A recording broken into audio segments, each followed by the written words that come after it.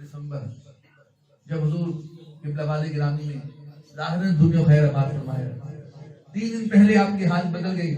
آپ فرمایا کرتے میں دائیں طرف سے بائیں طرف سے اللہ کی صدائیں آتی ہیں، بائیں طرف سے بائیں طرف سے.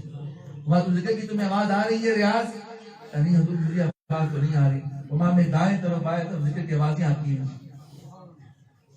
آخری وقت بھی قبلہ والے گرامی نے تہجد ادا فرمائی اور صبح کے وقت آپ کا معمول شریف تھا کہ 8 بجے بیدار ہوتے، اس کے بعد ناشتہ کرتے، وضو فرماتے اور وضو فرمانے کے بعد روشن پڑھنا شروع کر دیتے. اس دن بھی سکائے معمول کے مطابق حضور بیدار ہوئے 8 بجے. قبلہ والے گرامی نے وضو فرمایا، وضو فرما کے آئے اور آ کے لیٹ کے سکائے بالکل پاک صاف ہو کر آ کے لیٹ کے سکائے. اور لیٹنے کی تھوڑی دیر کے بعد ایک بیہوشی طاری ہوئی، تھوڑی سی دیر بعد بیہوشی طاری ہوئی اور اس کے بعد روح کا وزن سیدھے پرواز کرتی.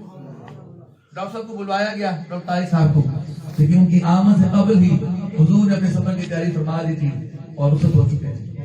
میں یہاں لاہور موجود تھا، اچانک مجھے خبر ملی اور میں یہاں سے دوڑا دوڑا پہنچا، لیکن مجھ سے پہنچنے سے پہلے ہی انہوں نے اپنا ارادہ فرما لیا. حقیقت حال ہی ہوتا ہوں دوستو، ہر بندہ اپنے شیخ کی عشق میں مبتلا ہوتا ہے، اس کی بات کرتا ہے، اس کی معرفت بیان کرتا ہے.